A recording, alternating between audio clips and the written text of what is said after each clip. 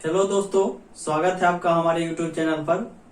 जैसा कि पिछले दो क्लास में हम लोगों ने क्या पढ़ा था। सबसे पहला क्लास में आपका हीटर टेट थ्योरी के सिलेबस के बारे में डिस्कशन किया गया था और दूसरे क्लास में जो फर्स्ट चैप्टर आपका है परिचय और सुरक्षा, उस चैप्टर का कुछ भाग हम लोगों ने कंप्लीट किए थे। अब इस चैप्टर में कुछ और पॉइंट्स बच रहे हैं जो कि कंप्लीट करना बाकी है। ठीक, तो आज हम उसी पॉइंट के बारे में डिस्कस करेंगे कि कौन कौन से पॉइंट्स बच गए थे। तो अभी तक अगर आप लोग मेरे साथ नहीं जुड़े हैं तो जल्दी जुड़ जाइए, क्योंकि सिलेबस जब आगे निकल जाएगा तो फिर आप लोग आस्कत कर देंगे और फिर कहेंगे अब अगली बार शुरू होगा तब फिर हम ज्वाइन करेंगे। तो आप बिल्कुल एक वीडियो देर हुआ है तो आप पीछे जा करके वो वीडियो देख लें और बिल्कुल कंटिन्यू आज से हो जाए। और जो अब से हम इस चैनल के माध्यम से जो भी वैकेंसी निकल करके आएगी उस वैकेंसी की 2 मिनट हम अपडेट दे दिया करेंगे, जिससे कि आप लोग फॉर्म भर सकेंगे। ठीक, तो आप लोग बिल्कुल भी घबराइएगा मत, क्योंकि हम पूरा सिलेबस कंप्लीट करने वाले हैं। तो आ जाइए आप लोग जल्दी। और अब हम आते हैं टॉपिक पर। कल हम लोगों ने क्या पढ़ा था, आग के प्रकार के बारे में पढ़ा था कि कौन कौन से आग के प्रकार हैं। जैसे class A fire, class B, class C, class D और क्लास एफ फायर पढ़े थे। क्लास ए के अंतर्गत हमने क्या पढ़ा था कि जो कूड़ा करकट या फिर कागज या लकड़ी से आग लगती है उसे हम क्लास ए के अंतर्गत रखते थे। क्लास बी में कौन सा था, क्लास बी के अंतर्गत हम लोग तेलीय पदार्थ से जो आग लगती थी, जैसे डीजल, केरोसिन, पेट्रोल आदि से जो आग लगती थी उसको रखते थे। क्लास सी के अंतर्गत क्या रखते थे, जैसे गैस से जो आग लग जाती थी उसको हम रखते थे क्लास सी के अंतर्गत। और क्लास डी के अंतर्गत हम लोग जो बिजली से आग लगती थी उसे रखते थे। और क्लास एफ फायर में कुकिंग ऑयल, जो खाना पकाने का तेल होता है, उससे जो आग लगती है उसको रखते हैं। ठीक, और हम ये सब आग को जब आग भयानक रूप ले ले और हमें इसे बुझाने की बारी आ जाए तो उसे हम किस विधि से बुझा सकते हैं। तो विधि तो हमने नहीं बताई, लेकिन फायर एक्सटिंग्विशर के बारे में बताए थे। तो एक विधि वह भी है जिससे फायर एक्सटिंग्विशर से हम लोग आग पर कंट्रोल कर सकते हैं। तो हमने 4 प्रकार के फायर एक्सटिंग्विशर के बारे में पढ़े थे। अग्निशामक यंत्र के बारे में, जैसे सोडा एसिड फायर एक्सटिंग्विशर, जिससे कि हम लोग क्लास ए फायर की आग को बुझा सकते हैं। और दूसरा आपका था फोम फायर एक्सटिंग्विशर, जिससे कि हम लोग तेलीय फायर को बुझा सकते हैं, क्लास बी फायर को। तीसरा आपका था सीटीसी फायर एक्सटिंग्विशर, जिसे हम लोग हेलोन एक्सटिंग्विशर के नाम से भी जानते हैं, हेलोन अग्निशामक यंत्र। उससे हम लोग विद्युत से जो आग लगती है उसे हम बुझाते थे, किससे, हेलोन अग्निशामक यंत्र से।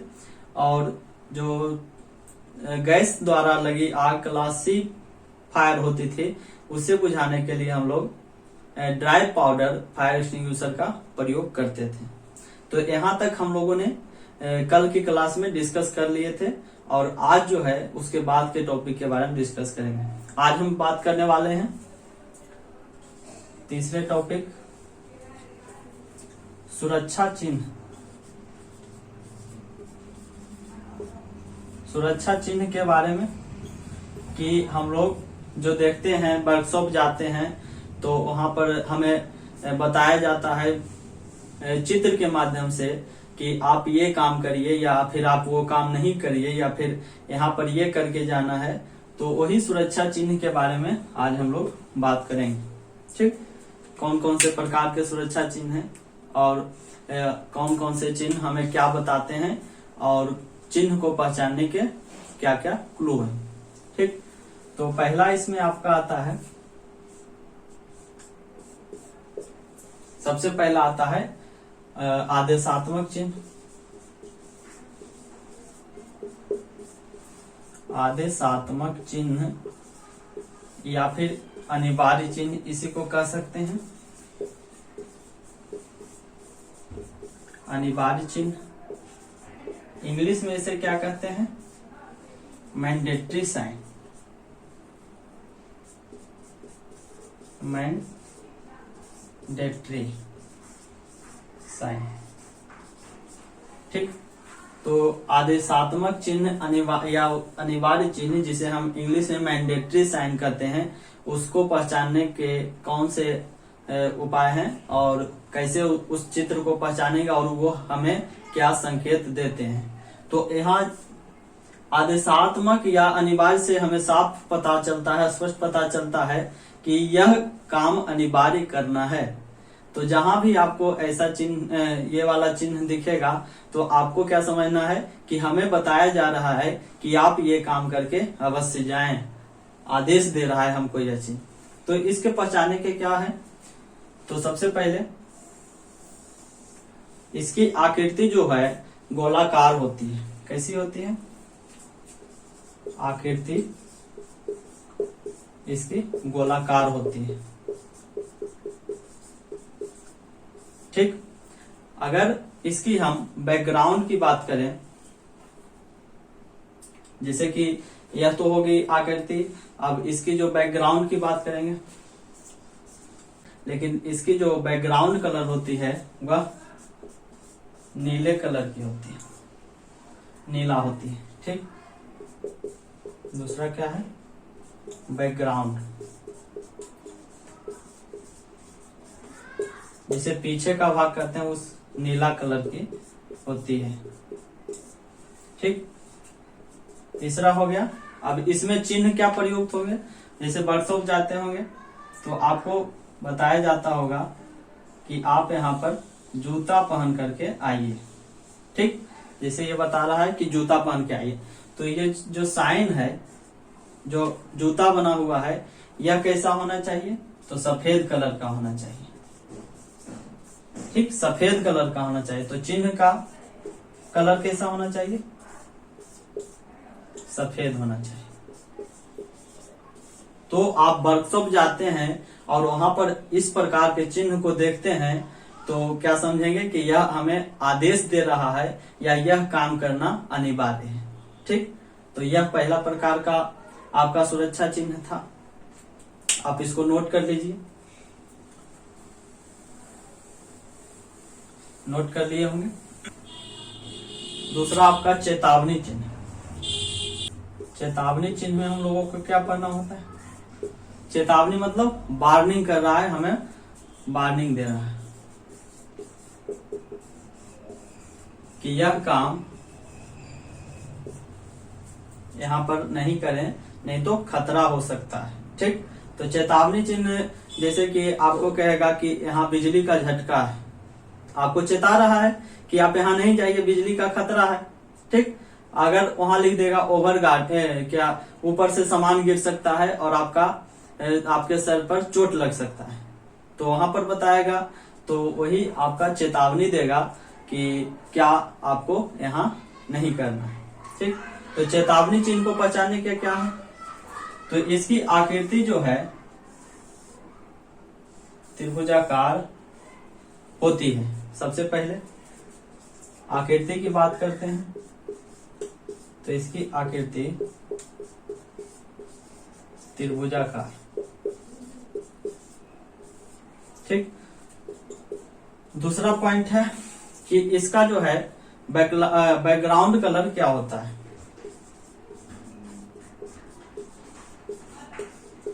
इसकी बैकग्राउंड की जो कलर होती है वह पीले कलर की होती है, पीला कलर की।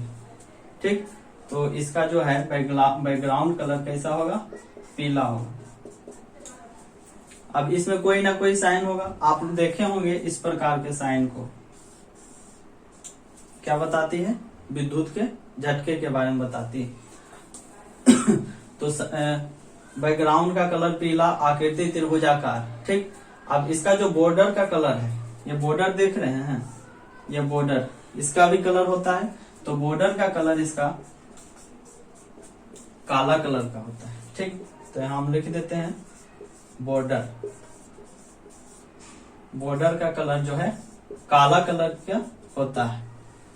ठीक, तो पहचानना भी होगा, तो आप कैसे पहचानेंगे कि बॉर्डर कलर काला होता है। अब चिन्ह की बात करें, जो ये चिन्ह इसमें बना हुआ है त्रिभुजाकार क्षेत्र के अंदर, उसका कलर कैसा होना चाहिए, तो चिन्ह का जो कलर है या तो सफेद रहे या तो काला रहे, तो हम पहचान लेंगे कि यह चेतावनी चिन्ह है। क्या है? चेतावनी चिन्ह। ठीक, तो चेतावनी चिन्ह में ये सारे आपके पढ़ने के हैं। पूछ देगा क्वेश्चन, आप कहेंगे इससे कैसे पूछता है? पूछ देगा कि वार्निंग साइन जो है, चेतावनी चिन्ह, उसमें जो है चिन्ह का कलर कैसा होना चाहिए? ऑप्शन में आपका रहेगा सफेद या काला, या फिर पीला, या फिर हरा, ऐसे करके आपका ऑप्शन देगा। ठीक तो ये नोट कर लीजिए। अगला आपका तीसरा नंबर कौन सा है, देखते हैं। पहला नंबर आदेशात्मक चिन्ह, दूसरा चेतावनी चिन्ह, अब तीसरा नंबर है आपका निषेध चिन्ह, निषेधात्मक। निषेध कर रहा है, मना कर रहा है, जिसे आप मनाहट कर सकते हैं, प्रोहिबिशन कर सकते हैं।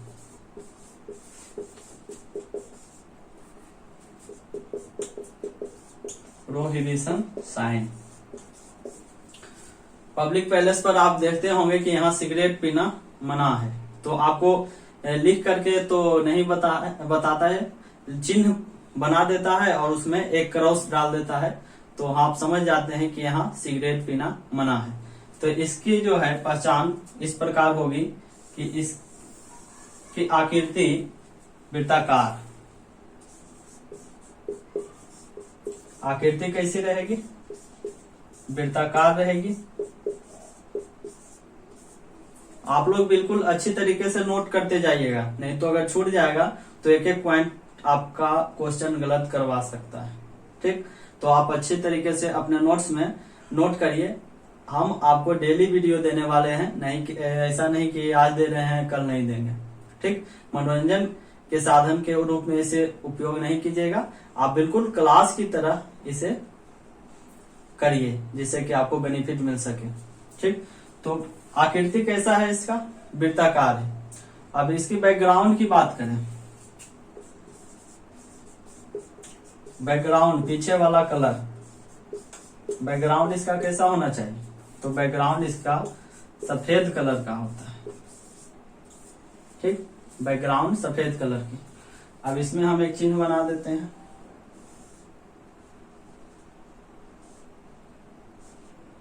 ठीक, ये सिगरेट है। ठीक, अब इसमें एक क्रॉस किया हुआ रहता है, इसका मतलब क्या होता है? No smoking. ठीक, ऐसा आप चिन्ह देखे होंगे। तो इसमें जो है इसका बॉर्डर का कलर जो होता है वह लाल कलर का होता है। कैसा होता है?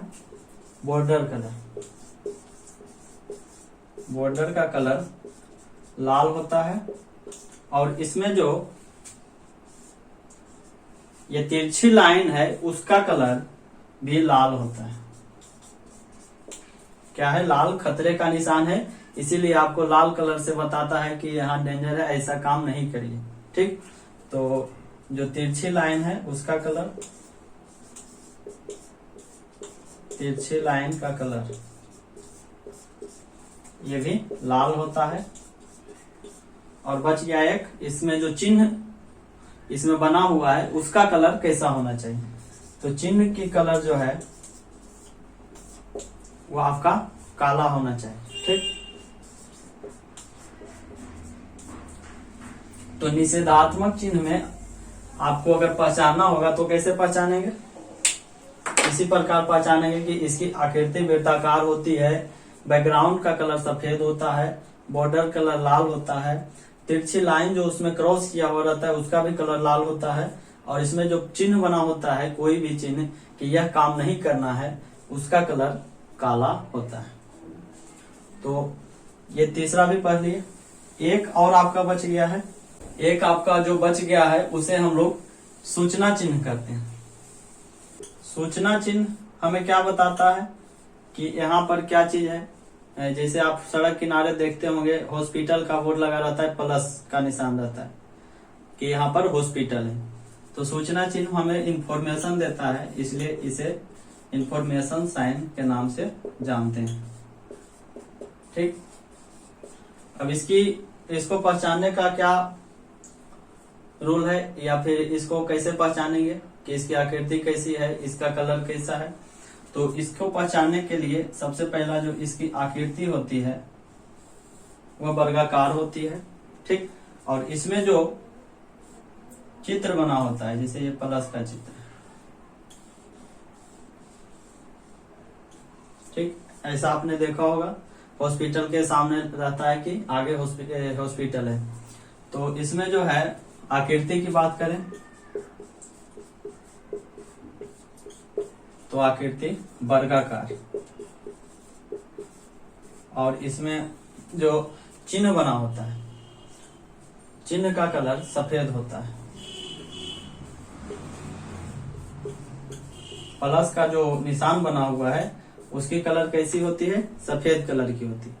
अगर बैकग्राउंड की बात करें, बैकग्राउंड जो है इसकी वह हरे रंग की होती है, ठीक, बैकग्राउंड इसकी हरे रंग की होती है। और अगर बॉर्डर की बात करें तो बॉर्डर भी इसकी सफेद रंग की होती है। तो सूचना चिन्ह जहां भी आपको दिख जाएगा पहचान जाएंगे किस प्रकार का है। तो एग्जाम में पूछता है इसी प्रकार का कि सूचना चिन्ह जो है उसकी आकृति कैसी होती है, सूचना चिन्ह में जो चिन्ह उसमें बना होता है उसका कलर कैसा होता है। तो ये छोटे छोटे क्वेश्चन जब आपको पूछ दिए जाएंगे तो आप नहीं बना पाइएगा अगर आपको यह याद नहीं रहेगा। आप बिल्कुल इसे मजाक में नहीं लीजिए, बिल्कुल इसको सीरियस से अपने नोट्स में नोट करिए, ठीक। तो हमने पढ़ लिए आग के प्रकार, अग्निशामक यंत्र के बारे में और फिर सूचना चिन्ह के बारे में, ठीक। अब हमें क्या पढ़ना है, तो अब चौथे नंबर पर हम पढ़ेंगे आग बुझाने की विधियां। इससे भी क्वेश्चन पूछ देता है कभी कभी, आग बुझाने की विधियां से लगेगा कि इससे क्वेश्चन नहीं पूछेगा, लेकिन क्वेश्चन पूछ देता है और वहां पर क्वेश्चन नहीं बन पाता, और बिल्कुल इसमें एक एक टॉपिक का बात है और क्वेश्चन छूट जाता है।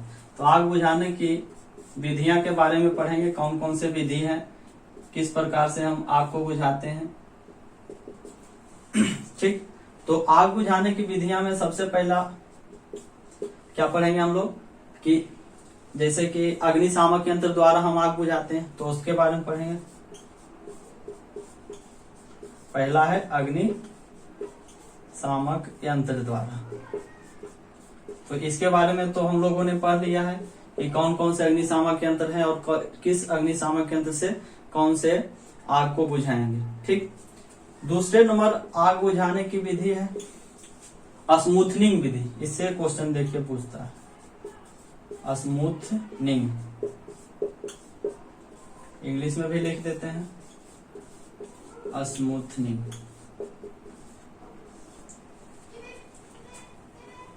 स्मूथनिंग विधि में क्या करना होता है हमें, तो स्मूथनिंग विधि से आपको लग रहा होगा कि स्मूथ, इसमें जो है आप ऑक्सीजन की आपूर्ति को रोक दीजिए। ऑक्सीजन की आपूर्ति को अगर रोक दीजिएगा आप आग पर से, तो क्या होगा, आग बुझ जाएगा। तो पूछता है एग्जाम में क्वेश्चन कि स्मूथनिंग विधि में हम लोग कौन से उपाय करते हैं, ईंधन हटा देते हैं, या फिर पानी से आग को बुझाते हैं, या फिर अग्निशामक यंत्र द्वारा आग को बुझाते हैं, या इनमें से कोई नहीं। तो इस प्रकार क्वेश्चन पूछ दिए जाते हैं।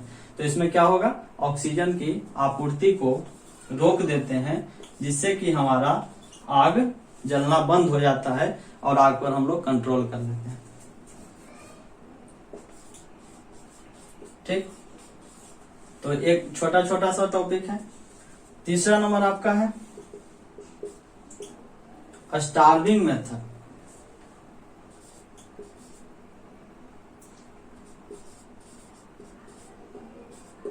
स्टार्विंग विधि, इसमें हम लोग क्या करते हैं, इसमें तो स्मूथनिंग में होता है कि हम लोग ऑक्सीजन की आपूर्ति को कम करते हैं, इसमें होता है कि हम लोग ईंधन को ही हटा देते हैं। क्या होता है, ईंधन जिससे कि आग लगता है उसी को हटा देते हैं, ईंधन को हटा देते हैं जिससे कि हम लोग आग पर कंट्रोल कर लेते हैं। ठीक, तो ये थे आग बुझाने की विधियां। इससे भी छोटा छोटा क्वेश्चन पूछ देता है और कॉम्पिटिटिव एग्जाम में क्वेश्चन नहीं बन पाता है, तो आप बिल्कुल अच्छे तरीके से नोट कर लीजिए और याद कर लीजिए जिससे कि क्वेश्चन ना छूटे। ठीक,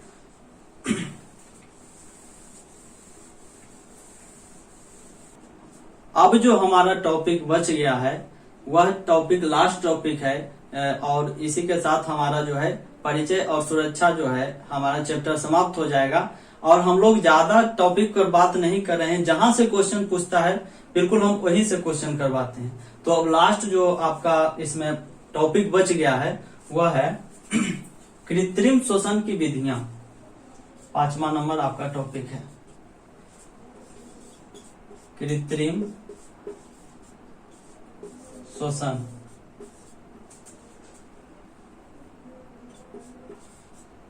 की विधियां। जब रोगी कभी घायल हो जाता है किसी दुर्घटना के कारण, जैसे कि वर्कशॉप में आप लोग काम कर रहे हैं, बाय द वे अगर हो ना हो किसी प्रकार से श्रमिक की लापरवाही से या फिर मशीन की खराबी से वहां पर दुर्घटना हो जाए तो क्या होगा, कोई घायल हो सकता है। तो घायल होने के क्रम में सबसे पहले क्या किया जाता है, तो सबसे पहले प्राथमिक उपचार किया जाता है। ठीक, तो यह भी क्वेश्चन पूछा जाता है कि जब घायल हो जाता है वर्कशॉप में व्यक्ति तो उसको क्या करना चाहिए, सबसे पहले प्राथमिक उपचार देना चाहिए।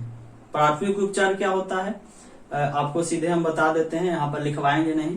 प्राथमिक उपचार क्या है कि जो रोगी के घायल होने के बाद वहां पर सबसे पहला उपचार किया जाता है उसे हम लोग प्राथमिक उपचार कहते हैं। अगर रोगी घायल होगा तो आप तुरंत उसको हॉस्पिटल नहीं ले जाइएगा, उससे पहले आप उसको जैसे खून बह रहा है, रोगी को खून बह रहा है तो आप पहले खून रोकने का उपाय करें।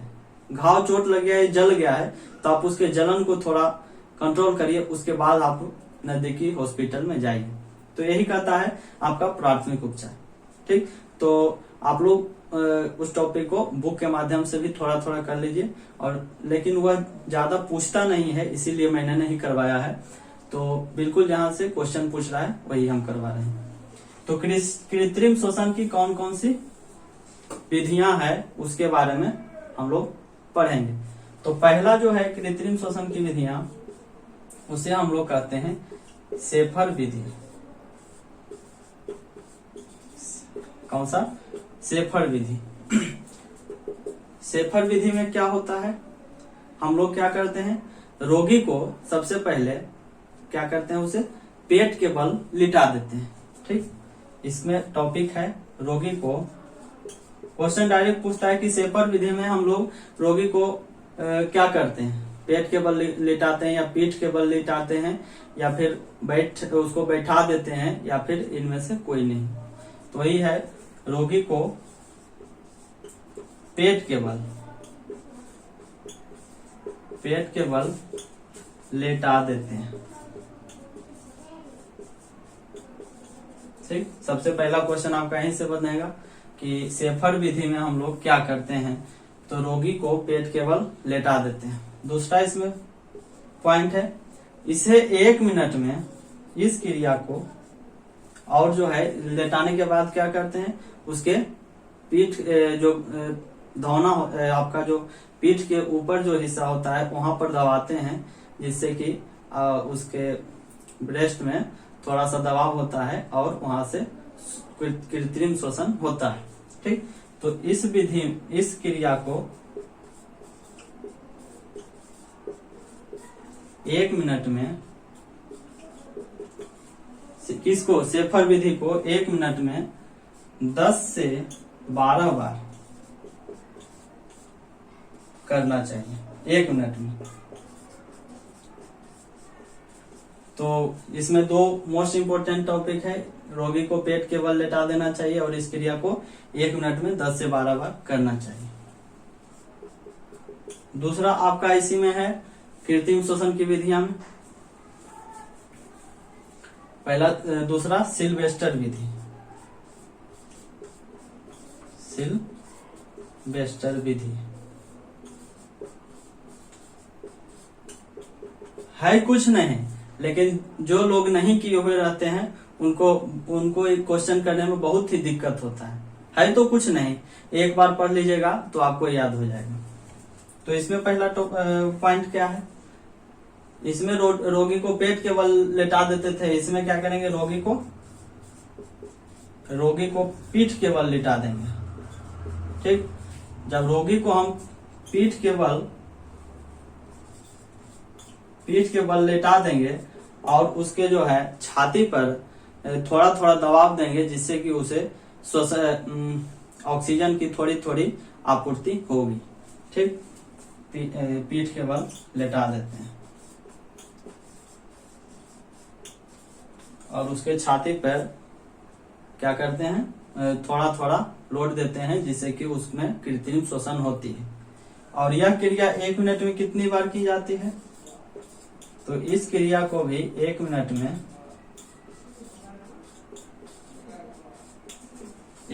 में आपको 10 से 12 बार करना है।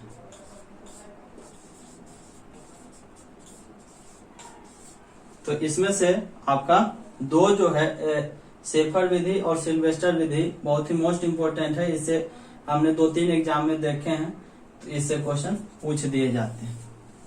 ठीक, एक टॉपिक और इसमें बच गया है,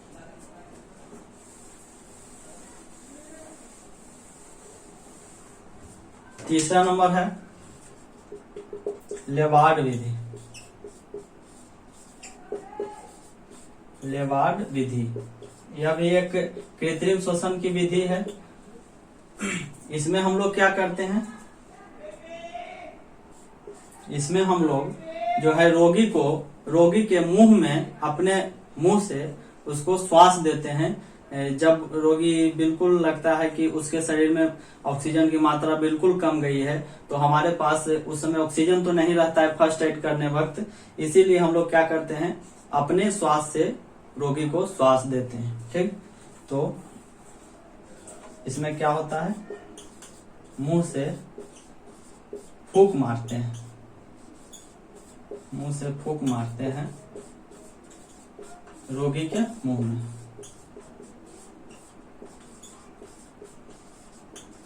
ठीक, तो ये थे हमारे कृत्रिम श्वसन की विधियां। तो मैंने क्या क्या टॉपिक कवर कर लिया, आग के प्रकार और अग्निशामक यंत्र के प्रकार एवं उसके उपयोग, फिर सूचना चिन्ह जो होते हैं उसके बारे में पढ़े, उसके बाद कृत्रिम श्वसन की विधियां और एक आग बुझाने की विधियां के बारे में हम लोगों ने डिस्कशन किया। तो सुरक्षा चैप्टर, परिचय और सुरक्षा चैप्टर से इससे ज्यादा क्वेश्चन नहीं पूछे जाते हैं कॉम्पिटिटिव एग्जाम में और आईटी एग्जाम में।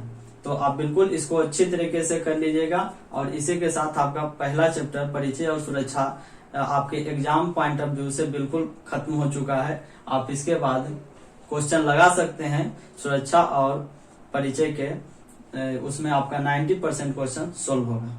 ठीक, तो अगर वीडियो अच्छा लग रहा हो और इस सीरीज में आपको मजा आ रहा हो तो चैनल को सब्सक्राइब करना नहीं भूलिएगा और शेयर इतना कीजिए कि हर एक विद्यार्थियों के पास, टेट के विद्यार्थियों के पास यह सूचना जाए और वह फ्री ऑफ कॉस्ट ये कोर्स ज्वाइन कर सकें और अपना जो है सिलेक्शन कोई न कोई जॉब में करवा सकें। ठीक है, तो इसी के साथ मैं अमित कुमार, आज के क्लास में इतना ही। आपका धन्यवाद।